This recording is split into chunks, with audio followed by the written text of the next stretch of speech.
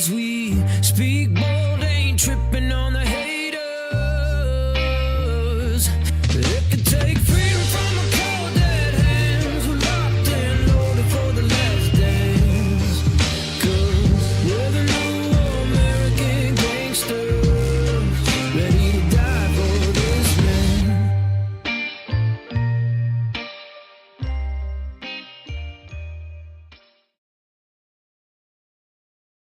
Hello, welcome everybody.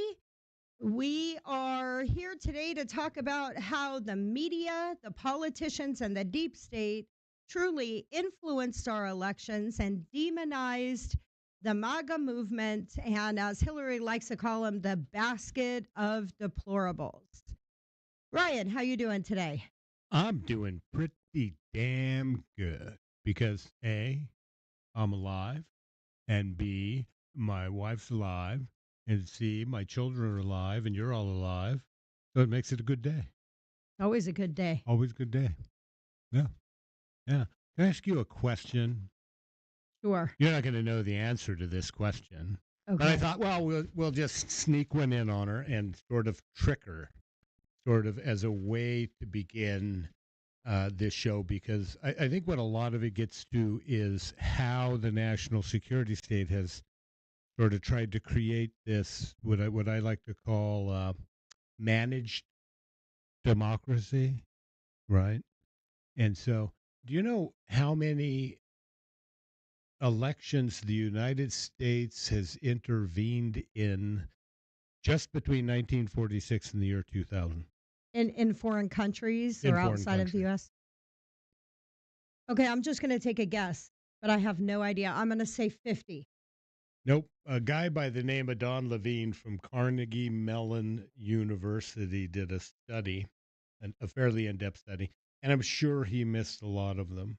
But he found 81 countries around the world between 1946 and the year 2000 where the United States, CIA, or whatever you want to call the national security establishment, intervened in a nation's political electoral process to try to change the outcome of the election or to determine the outcome of the election. 81 times.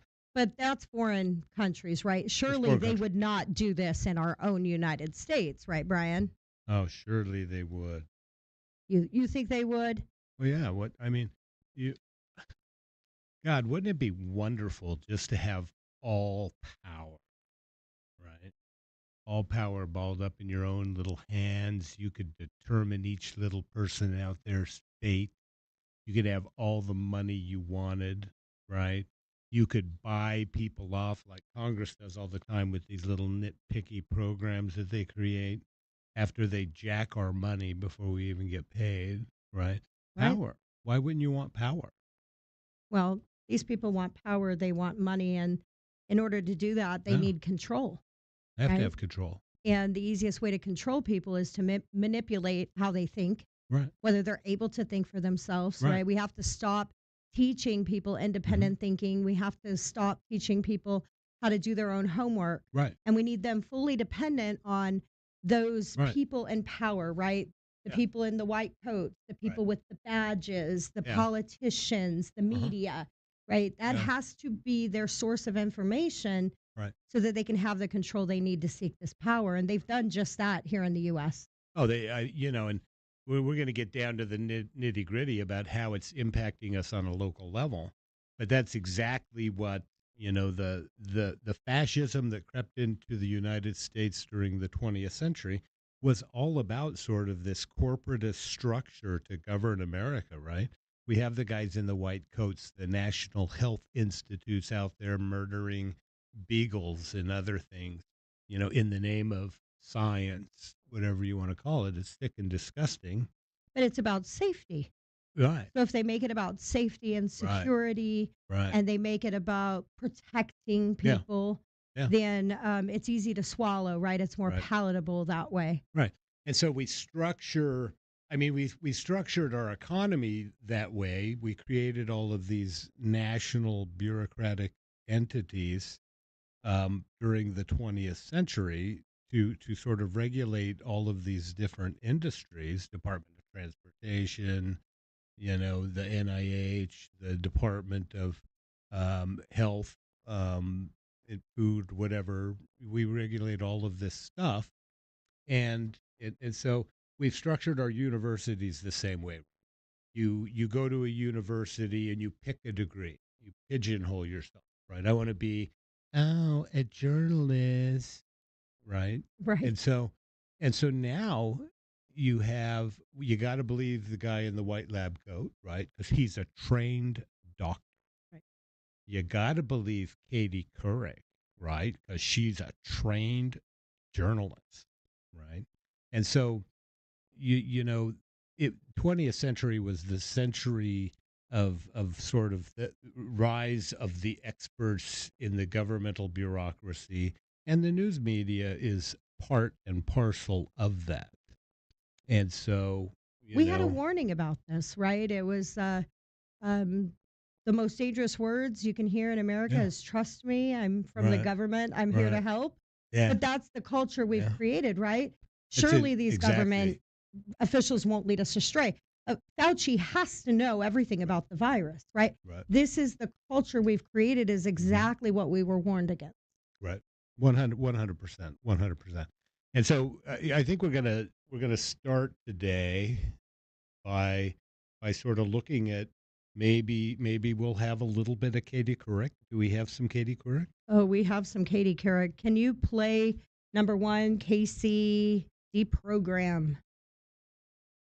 Okay, and as much as I'm worried about these loons who break into government, I'm actually more worried about the loons who did get elected. Because, I mean, what do you do about these people? There's 147 Republicans in Congress who still don't concede that Trump lost the election. What do you do about people who are in the government who don't believe in our way of government? It is so shocking. Not only are they not conceding, Bill, but there's thoughts that there might have been some collusion among members of Congress. Some are refusing to Yeah. go through magnometers or whatever you call them to check for weapons. They're not wearing masks during the siege. I mean, it's really bizarre, isn't it, when you think about how AWOL so many of these members of Congress have gotten. But I also think some of them are believing the garbage that they are being fed 24/7 on the internet by their constituents, and Yeah. they bought into this big lie. And the question is, how are we going to really almost deprogram these people who have signed up for the cult of Trump? All right. Wow. Shit. Did you wear a mask during the siege, Brian? It's fucked up. That's fucked up. Because that was not long. That was not long after 2020, right? Right. That Katie Couric aired that video. I believe it was 2021. It was a Bill Maher 2021. Bill Yes. Maher interview. Right. And so, Yeah. one of the she mentions the big lie, Hmm. and it was Trump and MAGA that were purportedly pushing the big lie, but she's talking about things like not wearing a mask. Right. Well, we know now, as a matter of fact and a matter of science, that that wearing masks was the big lie, Right. right? What does wearing a mask do? It was definitely one of the big lies. Wearing a mask will, after about 20 minutes, those masks are completely Mhm. ineffective, right? So if you're in a surgical room Mhm. and you're performing surgery, they actually change that mask out. Right. But they were having people wear reusable cloth masks. Oftentimes people didn't wash. It was causing flesh-eating bacterial infections on Right. people's faces, severe Right. sinus infections, Uh-huh. all kinds of issues. It does not Right. protect you from a virus. No, and it was a big lie for many more reasons than that. But one of them is there was very definitive science that came out of Great Britain prior to COVID, and they were testing the efficacy of masks in surgical settings. And this study found that those patients who nobody in the room had a mask on had better outcomes than those people who had masks on in the room. right? And that was very, very definitive science to come out of Great Britain. And it was just completely ignored. They completely burned it. But you have so many more issues that go with that, right? Let's say we have a young guest here with us, right? Should we introduce her and embarrass the hell out of her? Yeah. Oh, we don't have permission. We don't have permission, so never mind. Brian's going to get us in trouble, right? But if you're a 5-year-old, if you're an 8-year-old, a 10-year-old, how do we learn to communicate? Right. Right? Through facial expression. Through facial expression. And it's a way to dehumanize one another, right? 100%. To break down relationships, Right. dehumanize people. We're a social society. We're social creatures. Right. We're developed that way, and that whole social distancing, wearing a mask. I can't see your facial expressions. It has actually harmed our younger generations and made it Right. more difficult for them to actually use nonverbal communication. Right. Yeah, but it sure as hell made it a lot easier for them to kick everyone out of our elections departments, especially in the swing states, so that they could do what they had to do. Yep. Right. And that's exactly what took place. That's exactly what they used COVID for. And so, Katie Couric is a God, what's a good word for her? It's not journalist. She's a Propagandist. she's a propagandist. Propagandist. Yeah. And so she's pushing an issue, because a lot of people still concede that Trump didn't lose the 2020 election, right? Right. And a lot of people are beginning to bring evidence to show that Trump, in fact, did not lose the election to a decrepit old man who did not campaign, and now we learn has had terminal cancer at the stage it's at.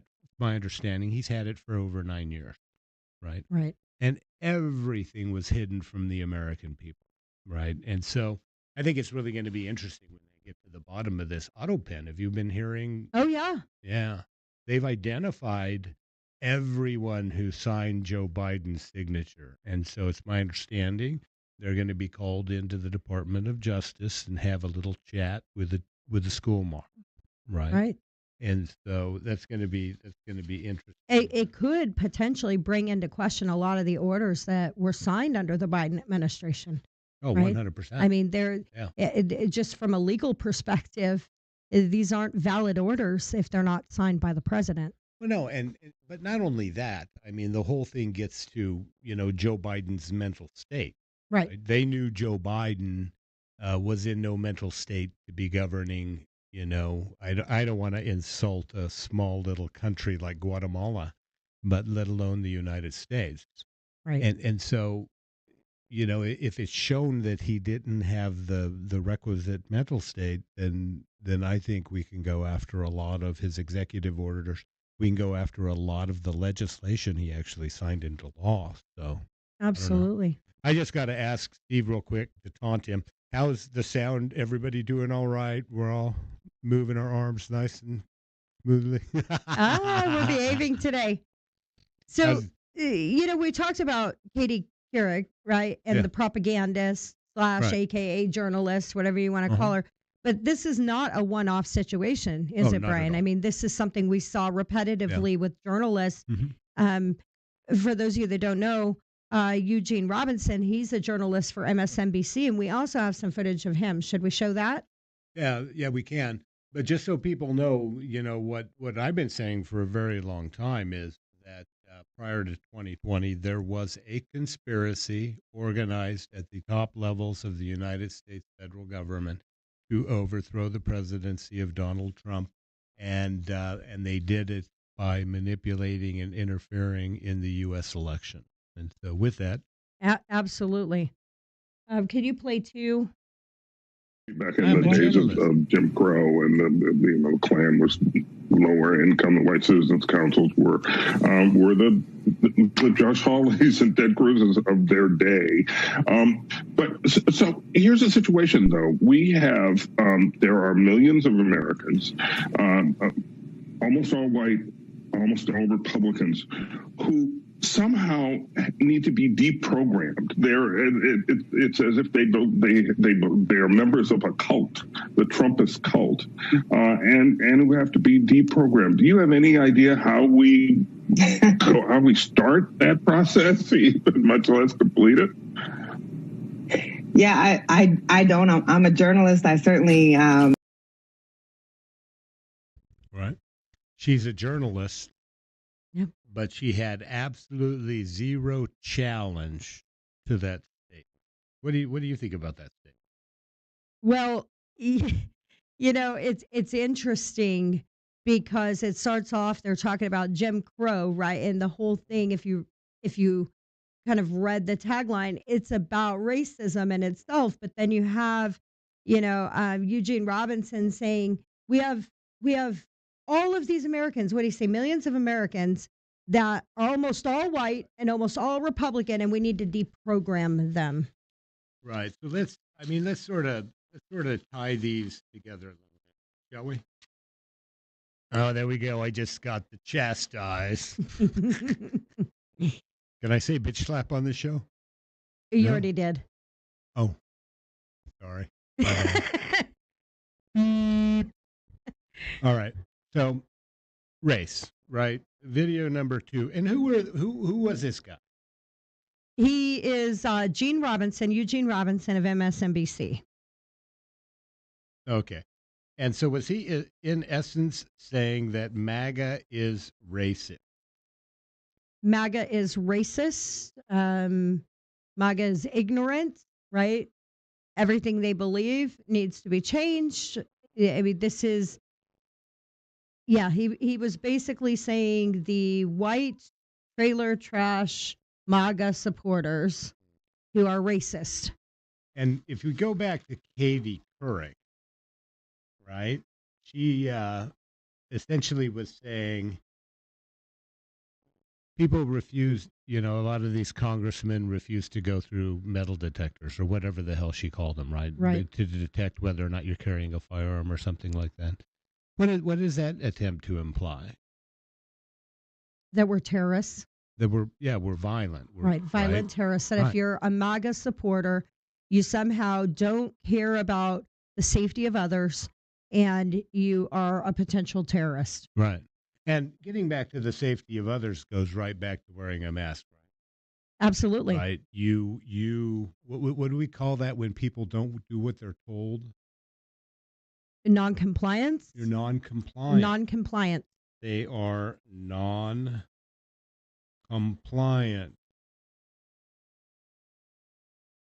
So this again pushes that whole narrative that we need to fall in line to authority, right? We need to do what we're told. The kind of group think we know better, trust us. We're from the government. We're here to help. And if you're non-compliant, you're somehow a terrorist, a racist. You don't care about or value human life because you're not putting our desire for safety above your desire for freedom and liberty. Wow, that really selfish bastards, right? Mm-hmm. I tell you.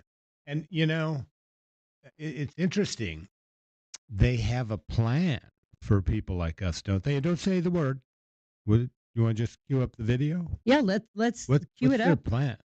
Well, let's ask Democrat Paula Collins what the plan is. Paula Collins. Well, Paula Collins, real quick. She was running against Stefanik in New York, right, for a congressional seat. Yeah, and so this is what she has to say about you, racist, ignorant, violent, non-compliant MAGA bastard.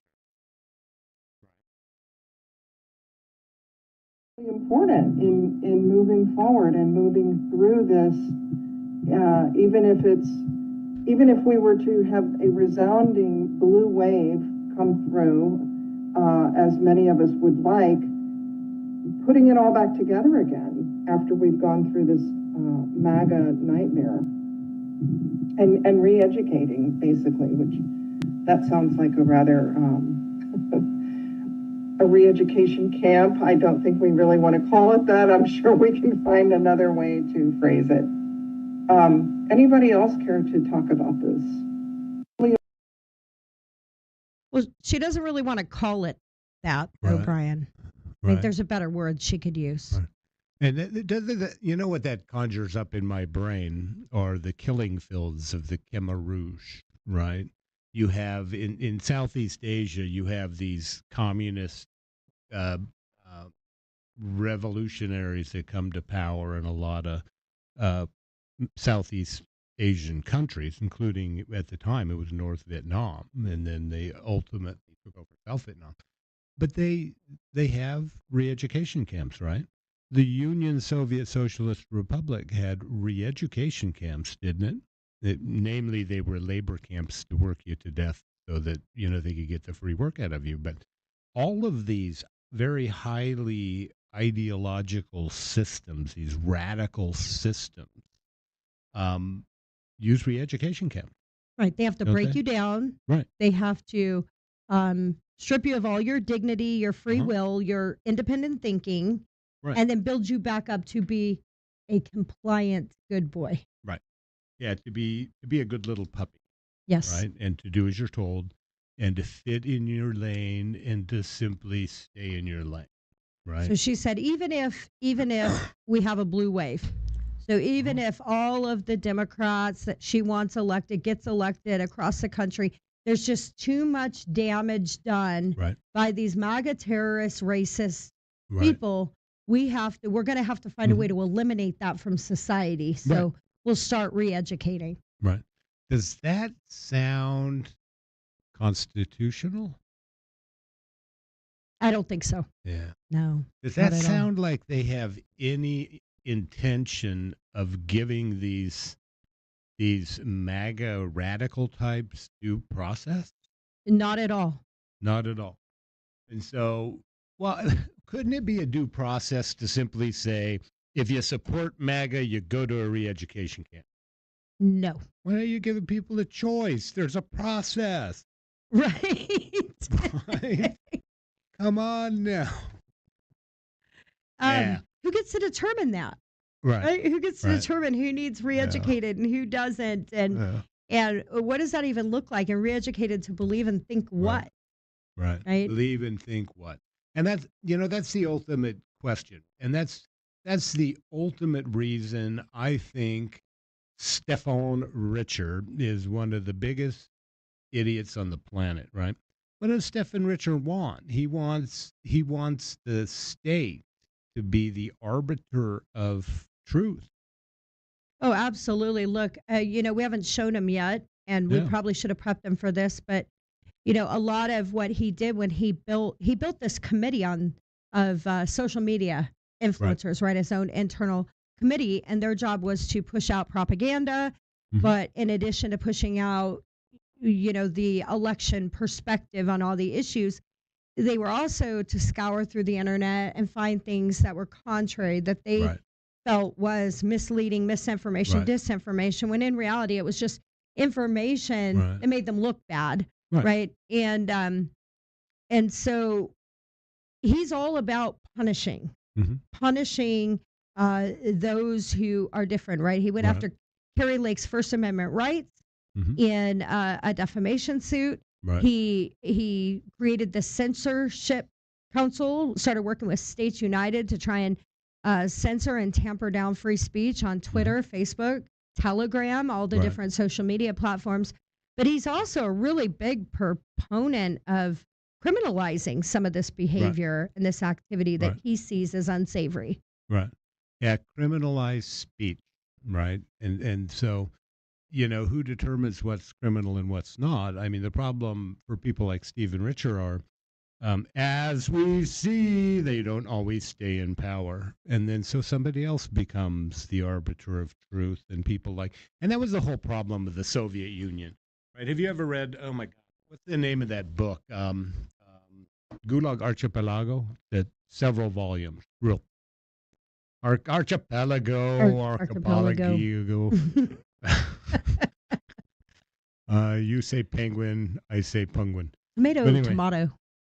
tomato. But yeah, it's this huge book, and if you read it, it's just like, oh well, I got sent to the gulag because my underling reported me to my superior, and then you read a section about the underling who got promoted to the guy's job, and then he got reported to his superior by his underling, and he winds up in the gulag, and it's just this revolving prison camp of people who are being Right. finked on for not following the party line, right? Well, and And that's so, what happens when you are rewarded right, for going after uh-huh, the enemy, right, whatever that perceived enemy is, right? And hmm, if they perceive MAGA as the enemy, we will reward you for taking down MAGA. right, And it doesn't matter if we even ideologically belong, or hmm, it's like Stephen Richer and his support for Chris Mays right, as a Democrat Attorney General,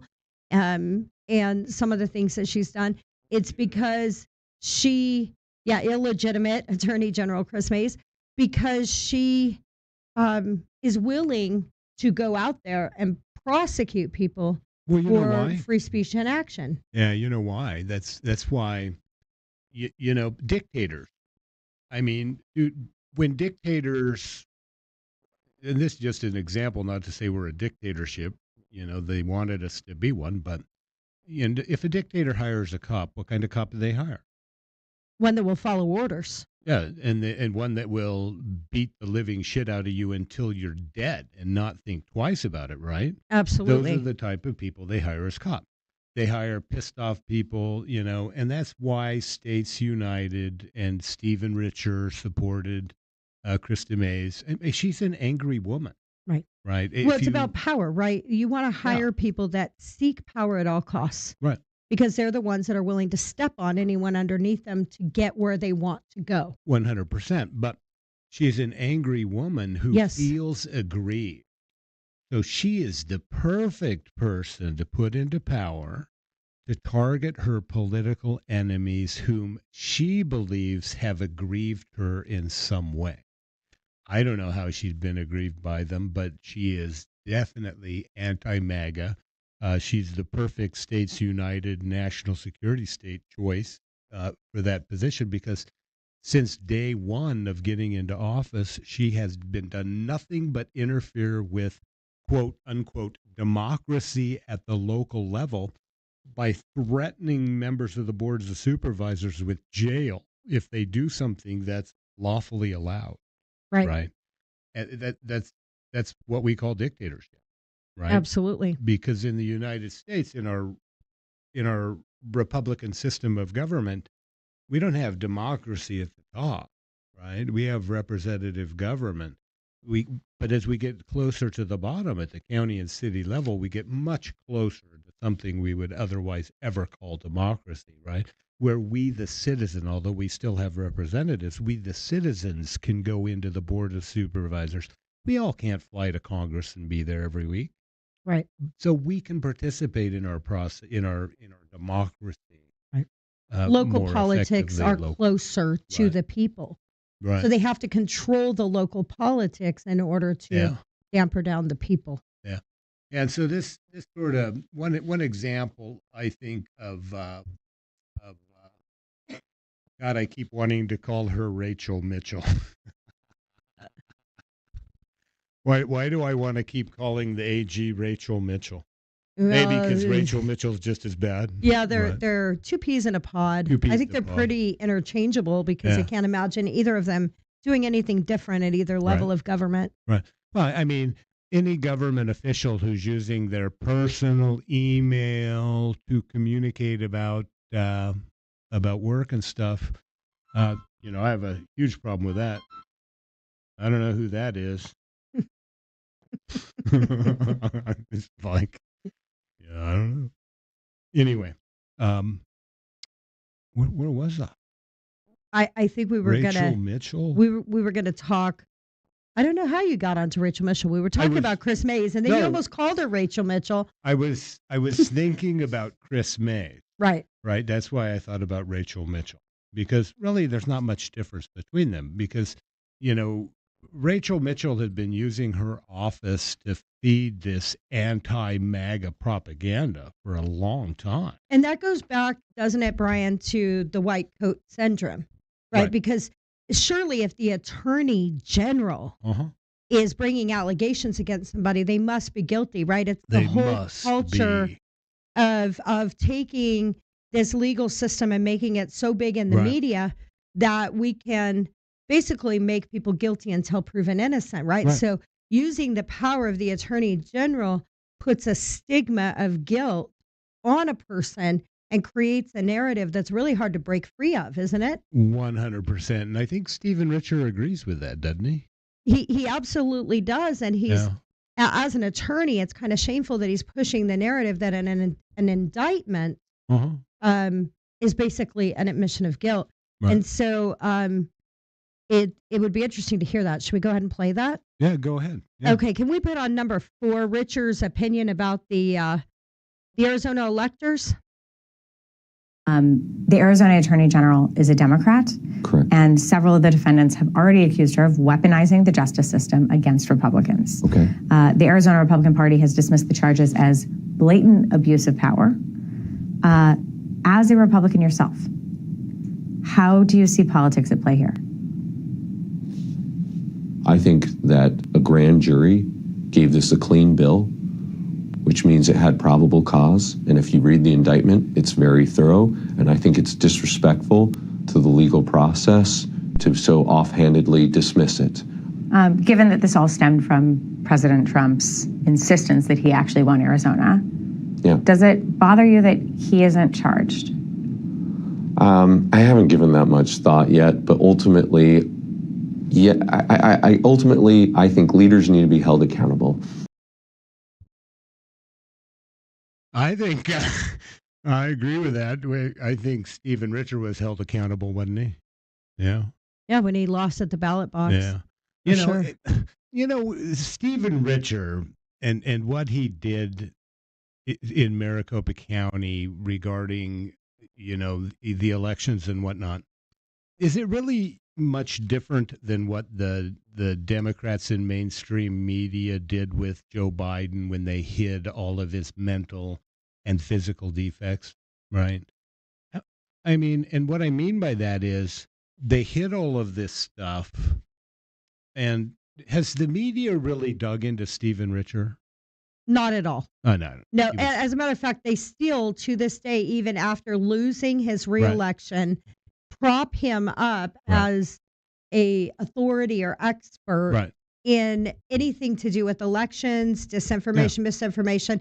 And they love to prop him up as a spokesperson for Republicanism and what it means to be a Republican. Right. And so the media is so in the bag, in the tank, in Maricopa County for, which we've talked about it on the show before, right? The institutionalists, those who want to maintain our government exactly the way it is and sort of manage who can be elected to our government and who can't be, right? He's an institutionalist. He wants to continue this waste, fraud, and abuse, this huge fascist federal government bureaucracy that we have, where we have experts governing everything we do. He wants to keep that system, right? Absolutely. The media wants to keep that system, which is why they haven't actually dug into him at all, have they? Right? No. Was the media reporting to people in Maricopa County? And that the woman kind of looked like Katie Couric, didn't she? Yeah, just a little bit. Yeah. She went to journalism school, right? Where they teach you to look like Katie Couric. Right. That's And what they to, teach you how to dress and what questions to not ask in journalism school. Didn't they used to call that like etiquette school or something like that? Where you learn how to go be a good housewife and set the table and shit. Right. Fork is on the left because it has 4 letters, just like left. No, fork's on the right because that's the hand I eat with. No, so if it has 4 letters, it goes on the left. If it has 5 letters, it goes on the right. So a spoon goes on the right because it has 5 letters. That's etiquette school, Brian. crazy. You must be a racist, ignorant, violent, non-compliant MAGA type. Some people.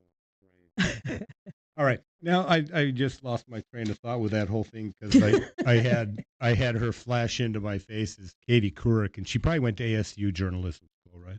Oh, I'm sure. Yeah, where, who's that CIA spook dude that runs the school?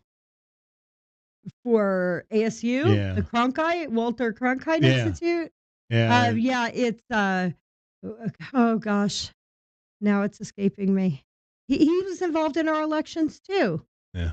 He actually presented stuff on adjudication. Okay, Michael Crow. That's it. Michael That's it. Crow. Yeah. Yeah. Okay. Where was I going with that? I can we rewatch that video? No, Stephen Richer. He said something funny. I thought was funny. He said, right, we know he's tied in with "Stop yelling at me, you're not my mother."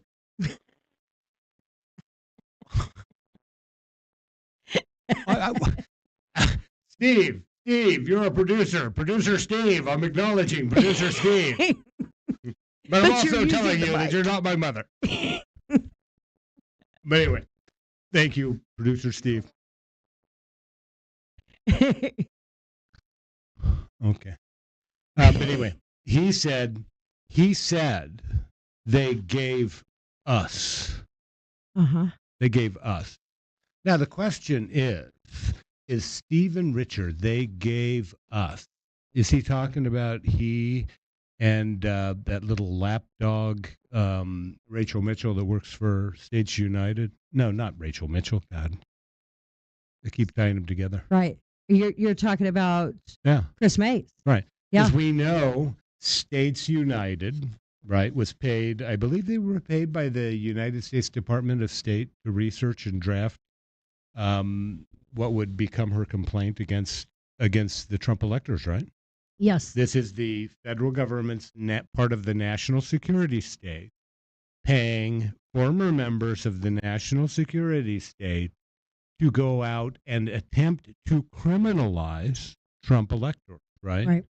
And so for Stephen Richer to see they gave us, right? We're definitely in an us versus them world, right?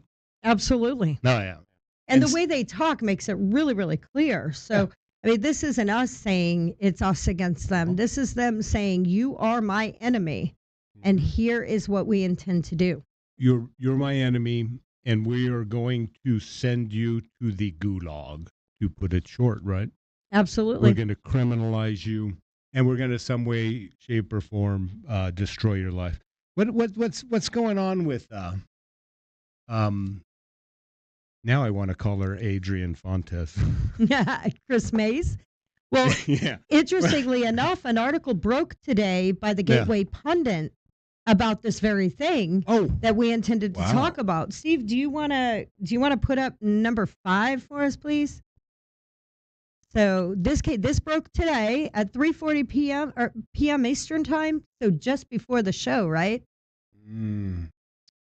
Just in, Democrat Arizona AG Chris Mays, alternate Trump elector's case in jeopardy after judge finds prosecutors made giant mistake. You know what that mistake was? Go ahead and share it, Brian. I believe it was not telling the jurors the law. Right? You mean the same grand jury that Stephen Richer said had all the facts when they indicted these people? Oh, yeah, it was clean. It looked good. It was spot on. It was a good indictment. A good indictment, and therefore we should send them to hell. Right? Right. And so, there are a lot of issues with it. The law, the Electoral Count Act, right, is what the court said that, why can't I ever remember her name? Chris Mays. Chris Mays. I just don't, I just like to push angry people out of my mind. And she's just an angry woman. But Chris Mays, right, they're talking about, what the court was talking about was the Electoral Count Act of 1887, right? and it's an old law, but it's still a law that's on the books, and it was, I believe, amended in 1991 after was it 1991 or 2001? Yeah, this was that it was after amended. the Right. Bush Gore situation, wasn't it? I think so. Yeah. Yeah. And so basically, do you know what the electoral count? Do you know why they passed it? No. Well, in 1876, America, you might be surprised to find that several states sent several different slates of electors to Congress in their presidential elections, right? So basically, the way president is elected, you have the state chooses electors, and then the governor sends the group of electors chosen to Congress, who then cast their vote for the president of the United States. Right. Right. Essentially, I mean, just in a quick and dirty way. And so in 1876, several states sent multiple groups of electors, and Congress is like, what the fuck's up? Right. Who do we listen to at Right? this point? Who do we listen to? And so, it caused significant problems. And so, it's not unheard of for multiple slates of electors to be submitted to Congress, or for a state to do something, contrary to what its voters did in submitting electors. But in 1880, and then I believe in 1884, there were also very close elections. Mm-hmm. And so they passed this act.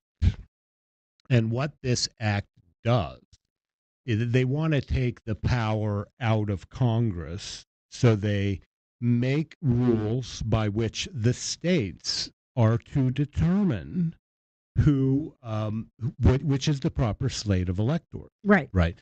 And so it's not Congress's job to get involved in who Arizona's electors are. That's a political process that takes place in Arizona at the state level, At right? the state level, yes.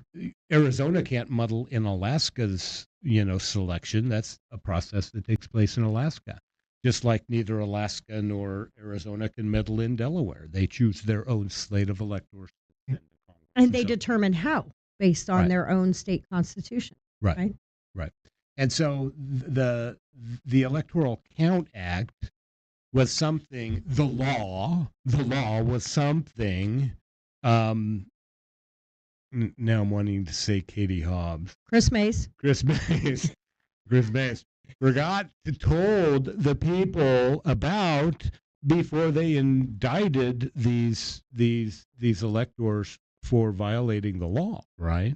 Right. And so, but that's the second issue with the electors. The first issue with the electors involved whether or not she was bringing this case for partisan political purposes, right? Right. And so that's still up in the air. The judge made some statements indicating that the defendants, the Trump electors, have very, very strong arguments that this was a politically motivated litigation. Anytime states united, virulently anti-Trump and anti-MAGA is directly involved and is actually doing Chris Mace. Chris Mace's job. Well, the interesting thing is with these electors Right. is what is the remedy here, if any? I mean, so they submitted an alternate slate in hopes that Congress would stop certification because of issues that were found in the election. But ultimately, they chose to move forward with certifying the election. They took the electors that were sent by the Democrat Party, right, on behalf of Joe Biden. Yeah. And the presidency was ratified in Congress and given to Joe Biden. Right. So the fact that they sent this alternate slate in hopes that Congress would make a different choice as far as finalizing things on January 6th, isn't it moot now? I mean, isn't the whole thing pretty much moot? They submitted this alternate just in case. It didn't work out that way. Yeah. Nobody was technically harmed in the situation, right? Yeah. So there's no victim here. It has to make you wonder why we would expend so much tax money against, as Richard even said in that interview, otherwise very good law-abiding citizens Right. who have never broken the law before and Right. probably would have never broken, quote unquote, broken the law. So he's prejudging them as criminals Right. had they not have signed off on this and believed Mhm. that there was a problem in the election. Right. So you have to wonder, you have to more than wonder, right? Mhm. You have to see this for what it is, and it's politically targeting people who stood up against the institution and Mhm. said there's something smells bad in our elections and we want Right. Congress to do something Right. about it. And that was Yeah. really all it was. Well, something smells worse than bad when they accept 20,000 ballots after the election's already over and then count them all for Joe Biden. Well, but But it's very normal for him to you know get what? 80 million votes and more than Right. Obama, Right. even though he couldn't turn people out to his rallies. Right. Yeah, I mean, totally Yeah. normal, Brian.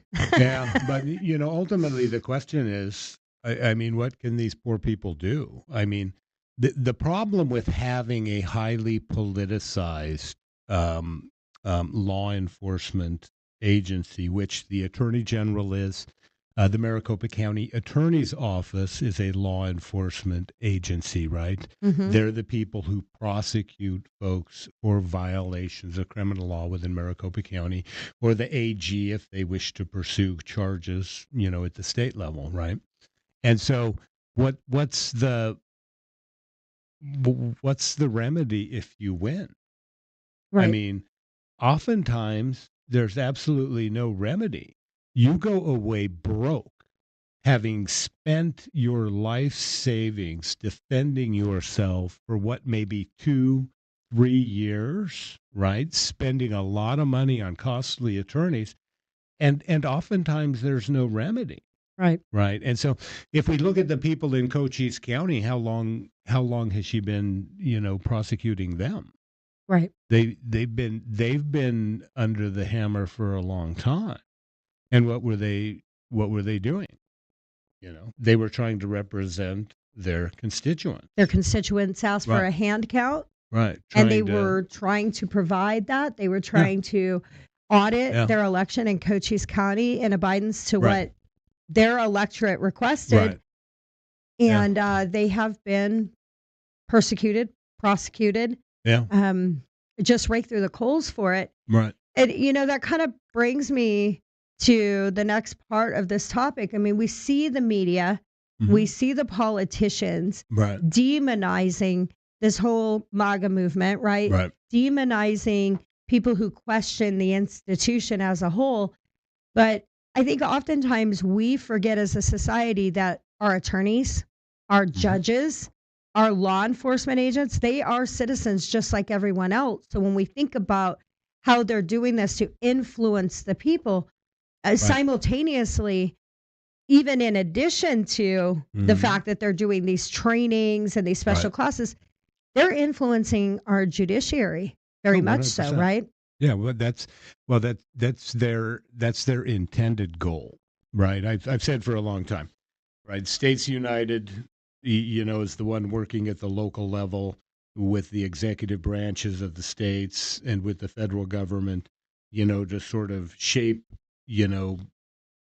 law. Mm-hmm. And then you get people like Perkins Coie and Mark Elias, right, who come in through the front door, and they, they're the same people, Right. But you have one trying to impact the system systemically. The others then come in the front door of that system, directly benefit from that systemic influence. Does that make sense? Absolutely. And we're going to talk about Susan Spalding later, but she's part of this whole cabal, this cartel that actually is part of the cartel that has conspired to overthrow the presidency of Donald Trump and to destroy what is known as the MAGA movement, right? Right. Which now, obviously, with Donald Trump's reelection, is a majority of U.S. voters, right? Oh yeah, I think that what I'm really thrilled to see is the young people that are really Right. Oh, starting yeah. to Yeah. see through this for what it is. I think they have a fresh set of eyes. Yeah. Right. And Steve says it all the time, and he's right. The young people have more of a tendency. It's kind of generation after generation. When you're younger, you kind of have that attitude. I want to stick it to the man, right? I want to go against the grain. And I think that has drawn these young people into this America First movement because Right. they see the America First MAGA movement pushing against the establishment. Right. And that's very appealing to them. But, we talked about how the media and these politicians are demonizing those that are speaking out against the problems in the election. And then, what they were doing to the Arizona electors and electors in many, many states, right? Not just Arizona. It was other Right. states that went through this at one point or another. But all of that also leads to what they did in regards to January 6th. I mean, January 6th played a role 100%. in demonizing Yeah. MAGA as well, didn't it? Right. It's funny that, a lot of the FBI agents that were involved both in January 6th, the days leading up to it, January 6th itself, and the days following when they were storming and raiding people's homes and arresting people. They've actually filed litigation because they are seeking to have a court protect their identity, right? They don't want anybody to know that they were involved in January 6th and what their role was. And so, January 6th, I mean, more and more is going to come out. You have, it's highly unfortunate that committee that Chris Mace, oh, no, not Chris Mace. I'm thinking of, oh my God, she worked, they're all the same, right? That they all blur into one. Yeah. That Congresswoman from Montana, was it Montana or Wyoming? Halliburton. Halliburton, yeah. What's her name? Um, Chris Mays. no, No, wait. yeah, whatever. Same thing. Chris Mace. We'll just Same call thing. everybody's Same Chris thing. Mace today. Liz Cheney. Yes, Liz Cheney. Liz Cheney. Yeah, she's angry too. Have you ever noticed that? Yes. She's very angry, just like with Chris Mays, right? And that's why it's so easy to confuse them all because they're just so angry. But, Liz Cheney and her committee violated federal law by destroying all of the records related to their J6 committee, right? Yes. Including the evidence that would show, that would be dispositive, that she and Adam Schiff were coaching witnesses and that they were making up stories, right? All of that's gone. All of Right. that's gone. And that would have gone a long way to show sort of, this conspiracy that had been created to stage January 6th in an effort to demonize the MAGA movement going forward. And that's essentially what January 6th was about. Right. Would you agree? Absolutely. Yeah. And so And it's working, right? It's absolutely working. I mean, it's here we still are. working to this day. We're 4 years later, right? 4 years after the fact, all this information came out, including the fact that exculpatory evidence was withheld in many of these cases, that many of these people that were prosecuted for being at the Capitol on January 6th were denied due process. There's Right. all of this stuff has come out, and many of these cases have now been either dismissed or overturned, or sentences have been significantly reduced. And Right. and frankly, there's probably still some class actions still to come for restitution for how some of these people were treated. Right. Still to this day, Right. we have politicians and media trying to compare this to like Auschwitz. Right. I mean, they're talking about, oh, this is the worst thing since the Holocaust. This is Right. the worst thing since 9/11. Mhm. And it's like, facts don't matter anymore. Right. The truth doesn't matter anymore. It has so embedded in people's minds Mhm. that even even those that would traditionally be on the side of the situation, Republican legislators are against anyone Right. who had effect in January 6th, right?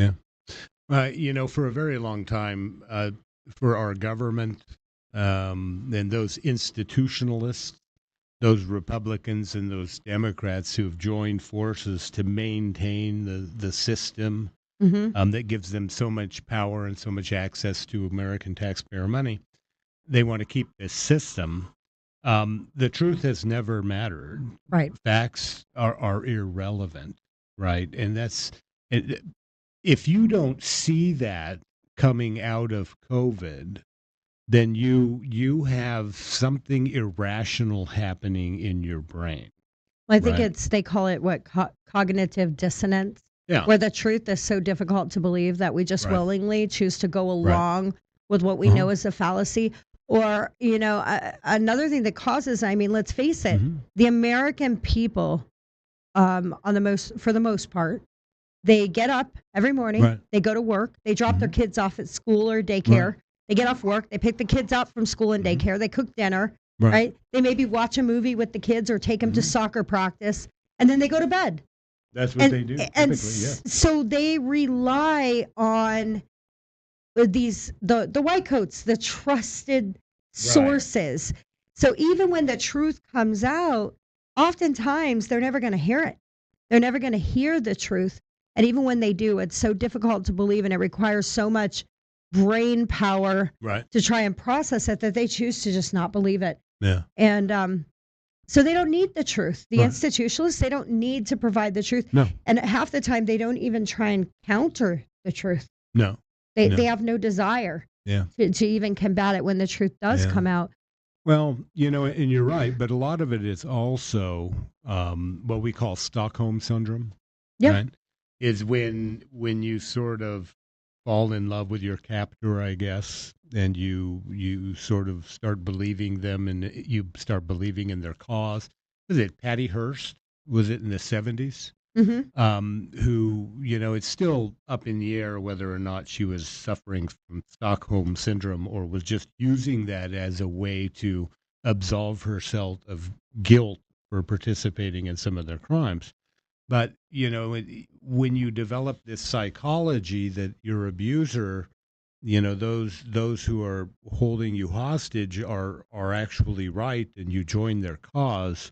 And that's a lot of what's taking place as well. And so it's not just people don't have time. So they have fallen into this routine of trusting, our trusted experts, especially journalists, right?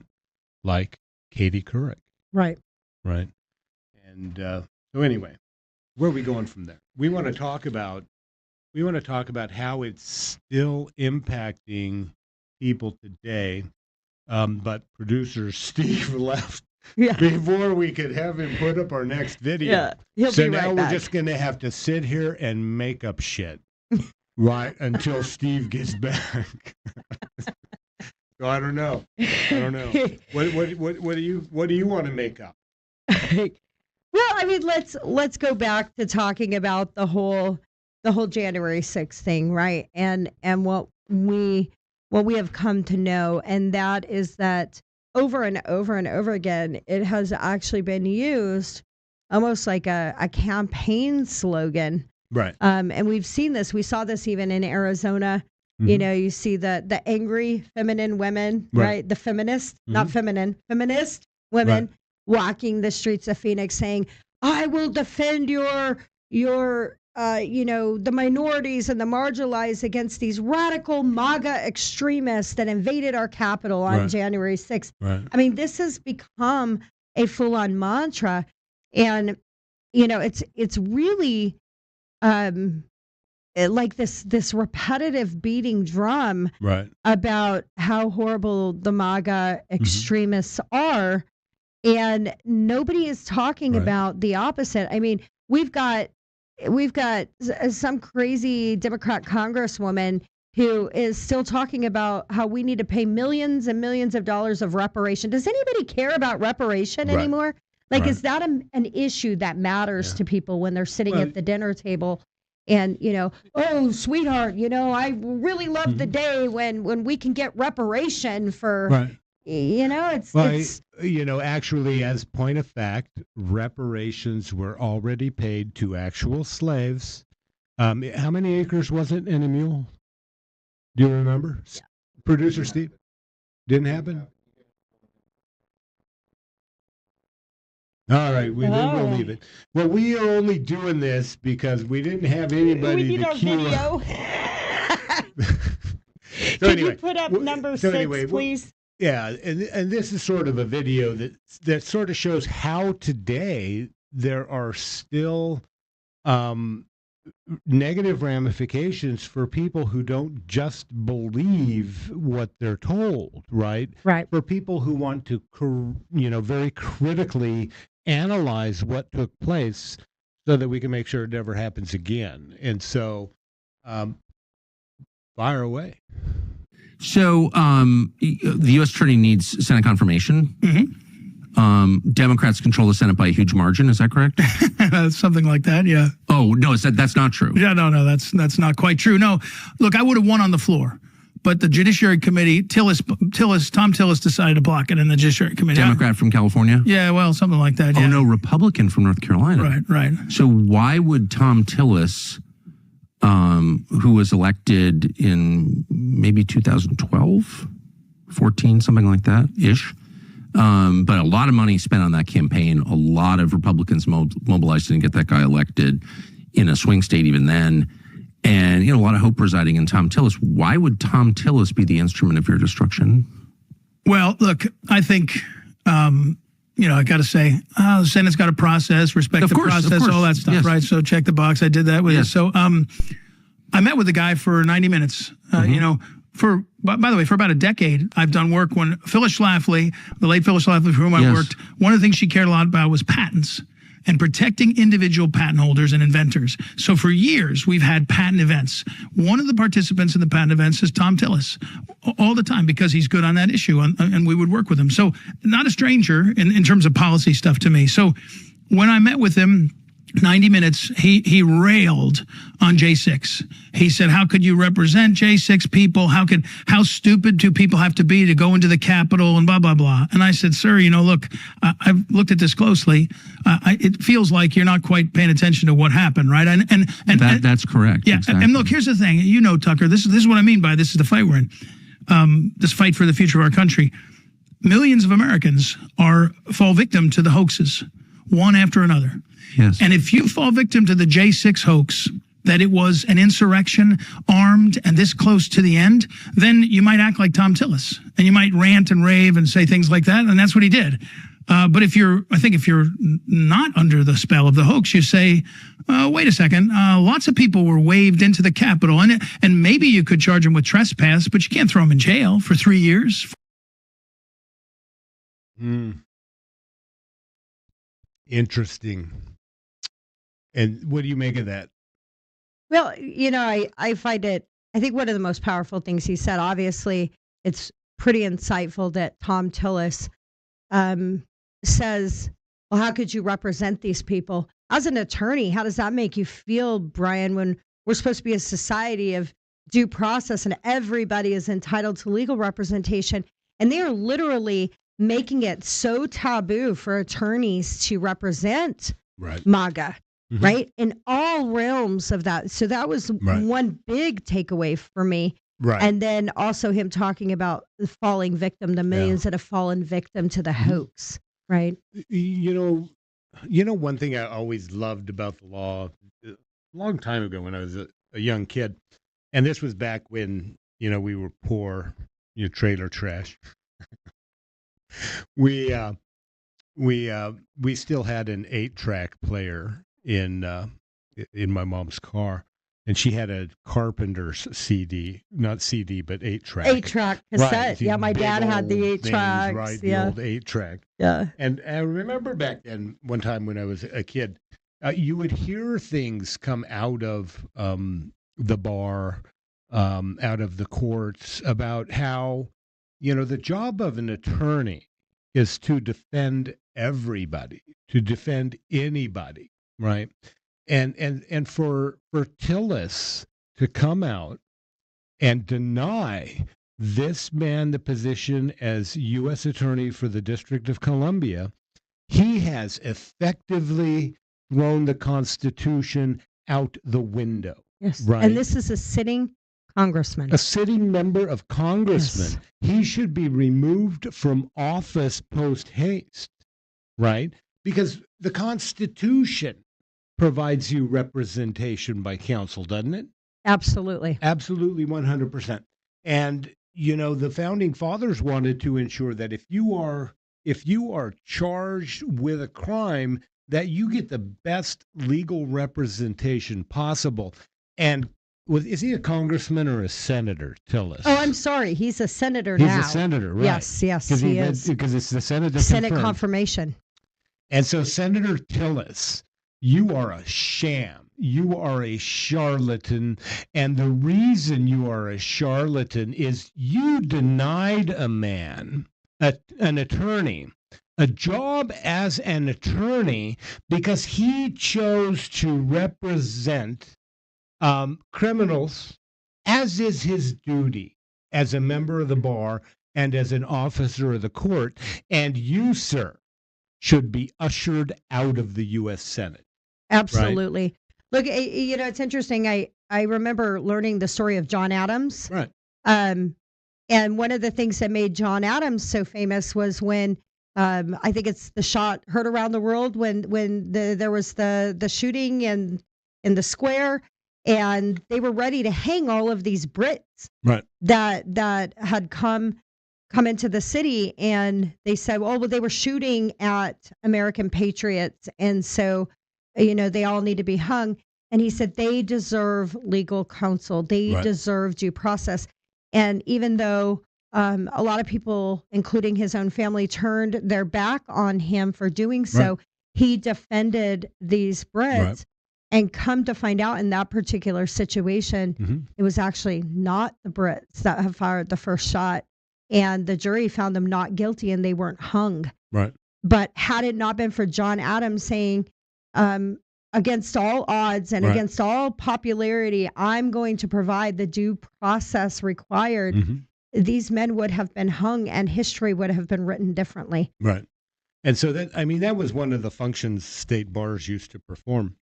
They used to be very vocal about, the job of an attorney. You represent everybody. It doesn't necessarily mean just because you represent somebody that you ascribe to their view, right? But one of the things they used to do is very actively protect attorneys and advocate on behalf of attorneys who take on controversial matters. Right. And so for somebody like Senator Tillis, he's a fairly powerful man, right? Any member of Senate, there are only 100 members, right, of the Senate. Have such a perverted belief in the system. Right. Yeah, it's scary, right. isn't it? And what Tillis is actually telling attorneys is, if you represent a cause I don't like, you won't get a job. You won't get a job for doing your job. And so, it's a shame, because a lot of people will listen to someone like Tillis and said, oh yeah, I can't go down that road. Right. So how does that, in your opinion, to kind of one of the areas we want to close in, is how the media, the deep state, and the politicians are influencing the judiciary? And so would you not call this kind of a judicial influence when you're influencing how attorneys and judges and people perceive things? Like, as a judge, a sitting judge, if you're a senator that can be influenced this way, right? You can influence attorneys to say, oh, if I ever want to get anywhere in life, I better not represent these people. Right. Would judges also not then take cues? And maybe if I rule in favor of something, it could be bad for my political career? Let me ask you this. Let's say you're just an attorney that wants to be a federal judge. Who do you have to get confirmation from?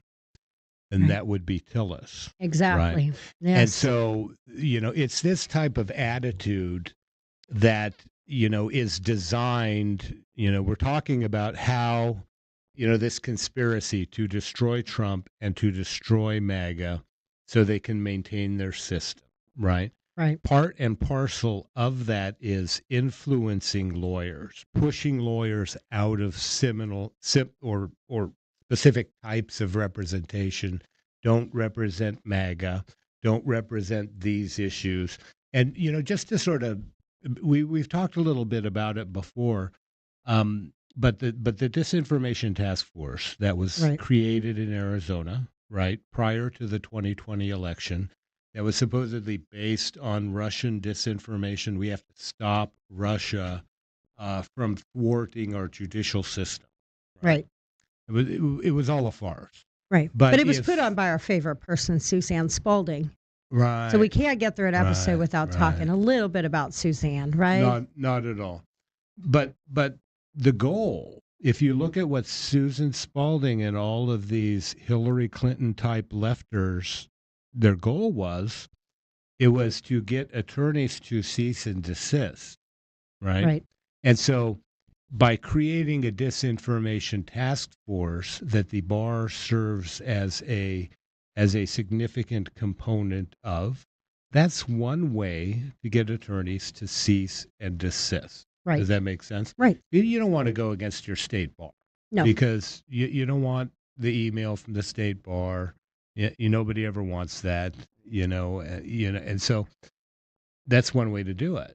And that goes hand in hand with what Tillis is doing by denying Tillis came out and said he would support him. Ed Martin. Yeah. Highly qualified for the position, would you not Yeah. say? He Yes. said he would support him for any U.S. attorney job in the United States except for D.C.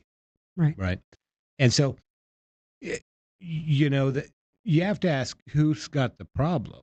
Is it Right. Ed Martin or is it Senator Tillis? And I think it's Senator Tillis.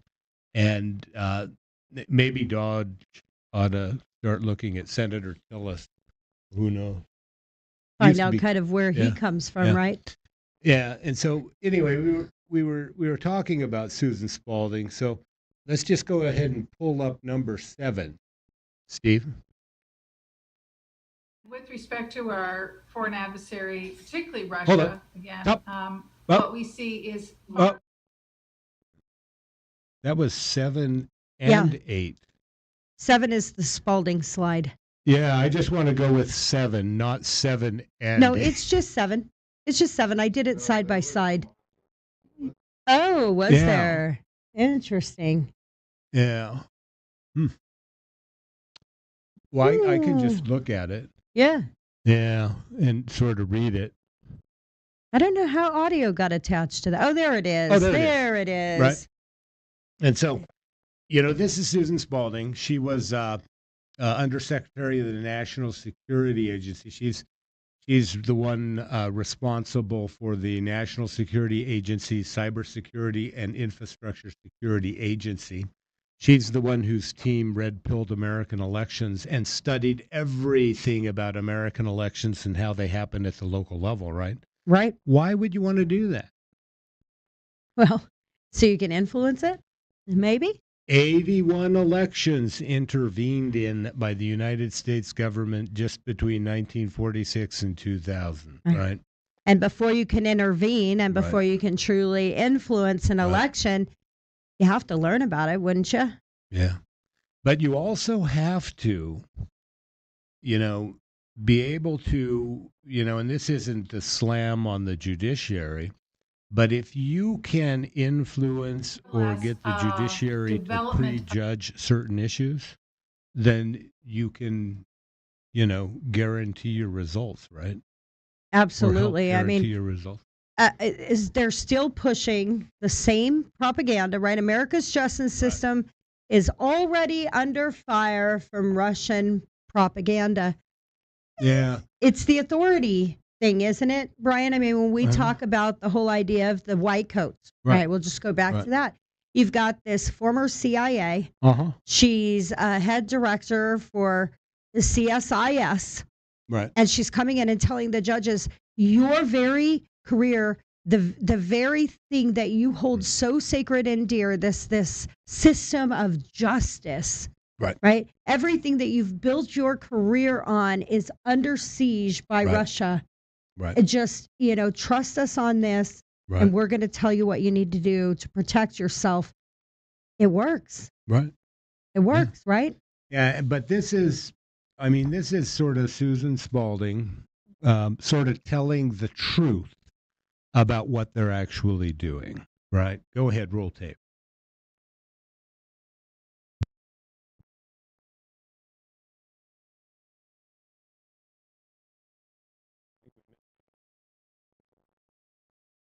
Yeah, we're having some audio problem. That's okay. We'll get it queued back up again. With respect You can to pull it our full screen. foreign adversary, particularly Russia, again, what we see is far less development of false information than promotion and amplification of disinformation that originates with Americans in the United States. Suzanne, how is that logistically done? Are there just like masses of people sitting in their Russian apartments monitoring Facebook and Twitter and people actually, retweeting or doing whatever? Is it people? Most of them are sitting together in this building, or at least they were pre-pandemic. Maybe they're all outfitted with laptops at home now. I'd like to, they're all in their underwear. The Russians are social distancing. Right. They're social distancing while they're sharing your propaganda, Brian, because it's not Russian propaganda. Right. And so, we played the video of the Chief Justice of the Arizona Supreme Court, right, saying that, we owe the Disinformation Task Force to Susan Spalding and her partner, right? Mm-hmm. And he was under the belief that it was to counter Russian propaganda. But this is Susan Spalding saying it's not Russian propaganda. Right. They're not really creating any content. Right. They're just propagating what others are putting out. What Americans are putting out. So this was not an effort. This was part and parcel in the run up to the 2020 election. This is part and parcel to begin demonizing MAGA, right? Using this Russia fraud hoax that they had perpetrated on the American public since the assassination of Seth Rich, right? Yep. And so this was sort of the beginning of the effort that then they try to capitalize on with J6. Right, because foreign interference, right? Right. And you hear this, as we've been talking about this week after week, you hear that narrative. We don't want foreign interference in our elections, right? The fear of foreign influence in our judiciary, the fear of foreign influence. And now she's admitting that that was all just a big lie. Just a big lie. It was all the Russians a lie. actually aren't creating content. Right. And so we're going to show you a video that will clearly tell you exactly who Susan Spalding and all of these national security agency types were actually seeking to censor. Steve, can you roll number 9? To just be grossly generalistic, you could put half of Trump supporters into what I call the basket of deplorables. Right? Okay, so that's who Susan Spalding is seeking to censor. The very people that Hillary Clinton, was that video in 2016? Yes, it was. Labeled deplorable, right? And so we started talking about, on this podcast at the very beginning, how the media is sort of playing this angle that there's this group of Americans who don't really belong. We're not Americans. We need to be re-educated, right? We need to be sent to re-education camps. We need to somehow be fixed because we don't think properly, right? You're non-compliant, Brian. Non-compliant. Right. That makes you deplorable. Yeah. Yeah. And so begins their effort, Hillary Clinton's effort. She played a large role. I would say she was one of the co-conspirators in what took place in 2020. Their effort to make us appear to be racist, ignorant, violent, and non-compliant, right? And I think Americans, by and large, have woken up to what's been taking place. Would you agree? Absolutely. Yeah. 100%. Yeah. I can foresee the narrative having to shift some Right. on their part in order to continue this propaganda. It'll be Right. interesting to see what direction that they decide to take and where they decide to go with this. I don't believe that the institutionalists or the deep state have any intent on just letting go and moving on. Right. But I think they recognize that the tides are changing, and the American people overwhelmingly support the America First agenda, the MAGA agenda, and they're tired of the fake news. The lawfare. And they're tired of the lawfare. Absolutely.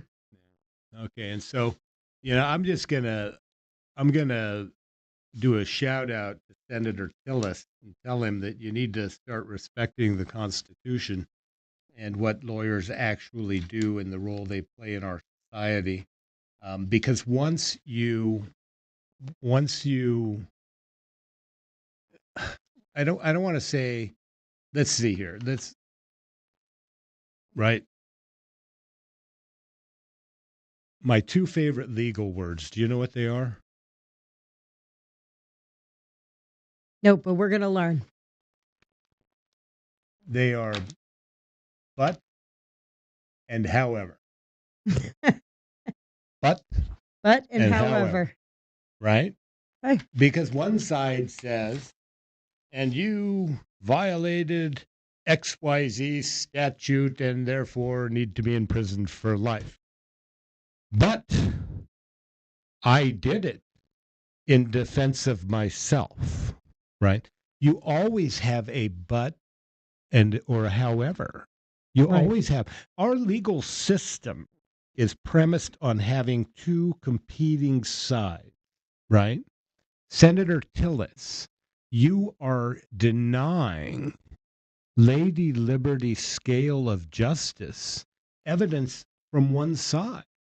When you deny people access to jobs that you admit they're qualified for simply because they poured weight into that scale, that Tillis has done more to damage the Constitution of the United States of America in the last week than anybody I can think of in the last week, right? Yes, I would have to agree. I think it's absolutely reprehensible. And with that, I just want to add, for those attorneys like my brother Brian here, who are willing to put their neck out and fight for justice for those people that some others in society, such as Hillary Clinton, have cast aside as deplorable, uneducated, violent, racist. I just want to thank you, Brian, and those other attorneys out there that understand the importance of fair representation and who are willing to, even against the odds of attacks from people such as Senator Tillis, thank you for still doing what you do and understanding that, that is the American process. That is what our Constitution is founded on, the right to due process, the right to representation. And without attorneys like you, we can't fulfill what is a very sacred right in our Constitution. So thank you.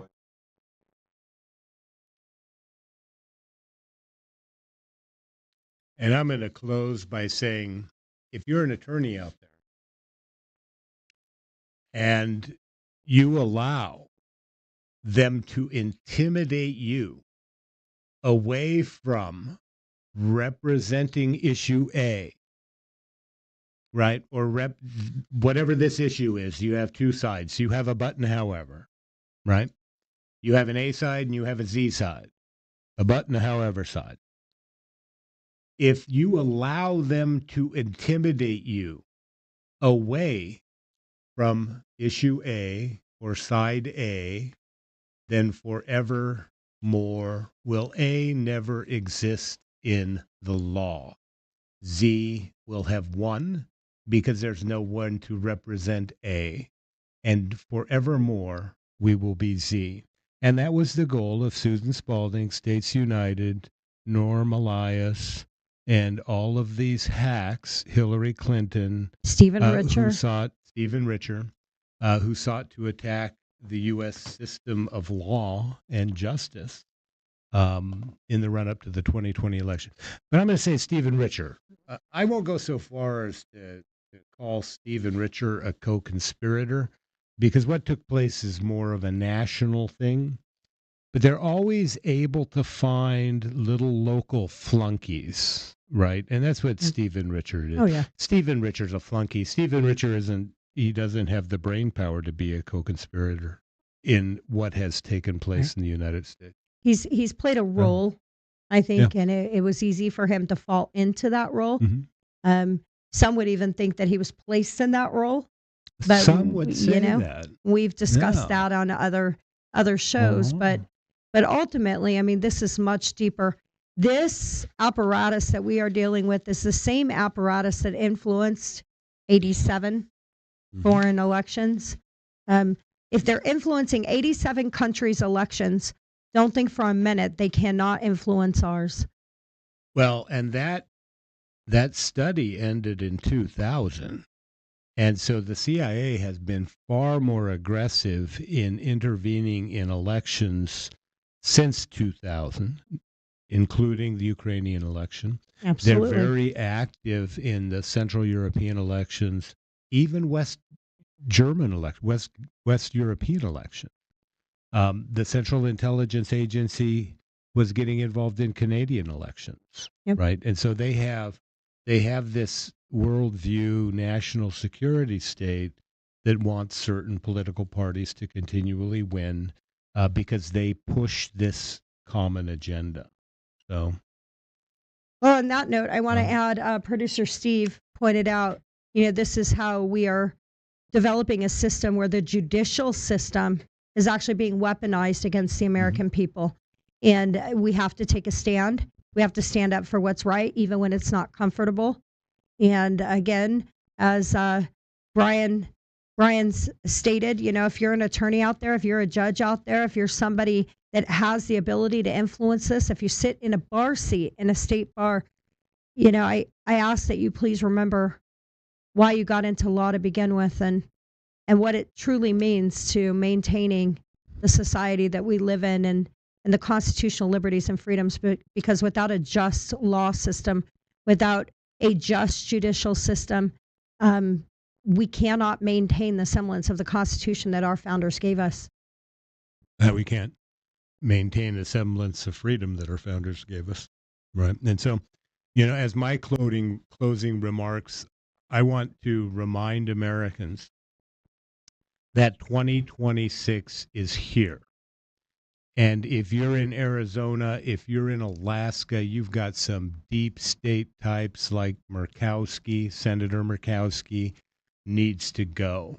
You've got some deep state type like Spaceman Kelly, right? Yeah. Down here in Arizona. You have Chris Mays.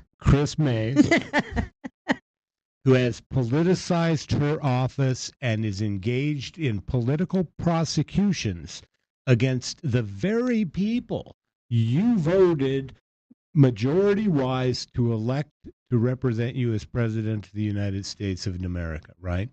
She is actively attacking her partisan enemies on behalf of an organization that should have nothing to do with Arizona executive branch of governments, let alone its elections.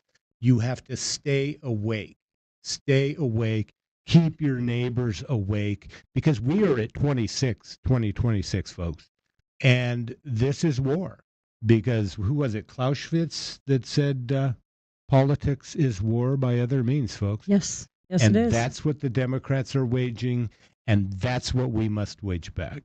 And with that, I'm going to say peace.